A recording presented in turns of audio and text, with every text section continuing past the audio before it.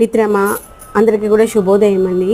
బియ్యంలో పురుగు బాగా వచ్చిందని అనుకోండి, అప్పుడు దాన్ని ఎలా క్లీన్ చేసుకోవాలని చాలా అతలాకుతలం అయిపోతూ ఉంటాం కదా ఈ రోజుల్లో. అలా బియ్యంలో పురుగు వస్తే మనుషులను పెట్టి చేపించినా ఎవ్వరూ చేయలేరు కూడా. ఎందుకంటే ఎక్కువ క్వాంటిటీలో బియ్యం తెచ్చుకున్నాము, పురుగు ఎక్కువ వచ్చింది అనుకుని బాగా చెరగాలి అంటే అంత స్టామినా కావాలి కదా.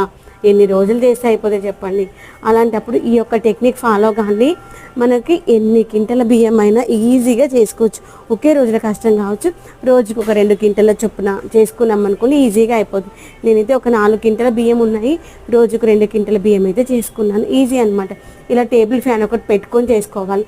ఒకవేళ మన ఇంట్లో ఈ యొక్క టేబుల్ ఫ్యాన్ లేదనుకోండి, బయట మనకి రెంట్ కూడా ఇస్తారనమాట. ఇప్పుడు మన టెంట్ హౌసెస్ ఉంటాయి కదా, అక్కడ రెంట్ కూడా ఇస్తారు. నేను అక్కడే తెచ్చుకున్నాం అనమాట. ఒక 3 రోజుల కోసం అయితే తెచ్చుకున్నాం.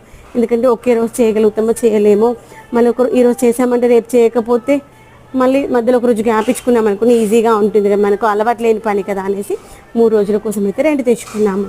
అయితే మనము బియ్యం ఏంటంటే అంతగా బాధపడే రీజన్ అంటే బియ్యం తెచ్చాక వారం రోజులకి ఇల్లు మొత్తం పాకడం స్టార్ట్ అయింది. ముఖ్యంగా దేవుడి రూమ్లో కోగానే చాలా మొత్తం దేవుడి రూమ్ ఎంట్రన్స్ చాలా ఉండేది.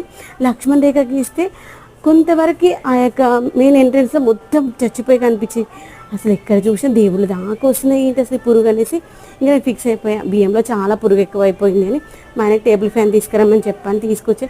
తర్వాత కిందికి తీసి బ్యాగ్స్ ఓపెన్ చేసి చూస్తే బ్యాగ్లో చూడాలి కుప్పలుగా ఉంది. అప్పటిదాకా మా వాళ్ళు ఎవరు నమ్మలేరు. ఉత్తగా పిండంలో పౌడర్ కలిపేసి అయిపోతుంది అనుకున్నారనమాట. నేను చెప్పా, అంతకు ఓపెన్ చేయకుండా చెప్పా, అంతగా ఉంటే ఎక్కువగా ఉంటే మాత్రం బయట పారుతుంది, మరి తక్కువగా ఉంటే దాంట్లోనే ఉంటుంది అనేసి. అంతా మనం ఎగబోసుకున్న తర్వాత ఫ్లోర్ అంతా కడుక్కోవాలి, లేదంటే మళ్ళీ ఇంట్లోకి వస్తుంది. ఆ యొక్క తౌడు ఉంటే కదా జారుతుంది కూడా. మంచిగా అదంతా కడిగేసుకున్నాక ఒక 2-3 రోజులు పక్కన పెట్టేసాను బ్యాగ్లలో నింపేసి. దానికే మూతి కట్టేయలేదు. తర్వాత ఒక 3 రోజుల తర్వాత నేను అఖిల్ ఇద్దరం కూర్చొని ఇలా కుట్టేసామన్నమాట. నేను కుడతా ఉంటే అఖిల్ వచ్చేసి, మమ్మీ నువ్వు అన్ని బ్యాగ్స్ నువ్వు ఇలా కుడతావు, నేను కూడా హెల్ప్ చేస్తాను అనేసి ఇంక ఇద్దరం కలిసి కుట్టేసి ఇలా ఒక దానిపైన ఒకటి వేసేసి పక్కన పెట్టేశాను.